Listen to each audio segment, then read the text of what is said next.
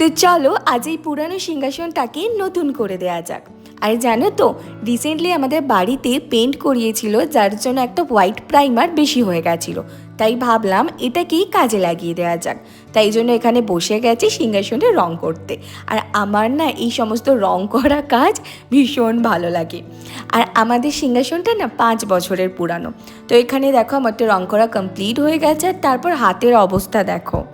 তারপর ভেবেছিলাম যে হোয়াইট প্রাইমারের উপর অন্য কোনো কালার দেব, কিন্তু তারপর ভাবলাম যে না থাক, হোয়াইটটাতেই ভালো লাগছে। আর আমাদের সিংহাসনটাতে না আগে থেকেই ডিজাইন করা ছিল, আমি জাস্ট ওর উপর ইয়েলো কালার করে দিয়েছি। তো প্রথমে ভেবেছিলাম রেড দেব, কিন্তু মা বললো যে না থাক, ইয়েলোটাই বেশি ভালো লাগবে।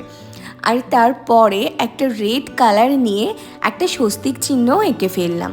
আর আমি অত ভালো ড্র করতে পারি না বা কোনো কিছু আলপনা দিতে পারি না, ওই মোটামুটি কাজ চলার মতো হয়ে যায়। তো ফার্স্টে তো প্রচণ্ড হাত কাঁপছিল, অনেক ধীরে ধীরে স্বস্তিক চিহ্নটা আঁকলাম। তো কেমন হয়েছে নিশ্চয়ই জানাবে। আর মিশো থেকে এই গাঁদা ফুলের মালাগুলো অর্ডার করেছিলাম, যেগুলোর প্রাইস নিয়েছিল ওই 160 মতো। তো মোট 10টা চেন ছিল, আর প্রাইস অনুযায়ী তো কোয়ালিটি ঠিকঠাকই ছিল। তো চলো এবার মালাগুলো দিয়ে সিংহাসনটা সাজিয়ে নেওয়া যাক। তো বেশি মালা তো ইউজ করিনি, কারণ সিংহাসনটা ঢেকে যাচ্ছিল তাই।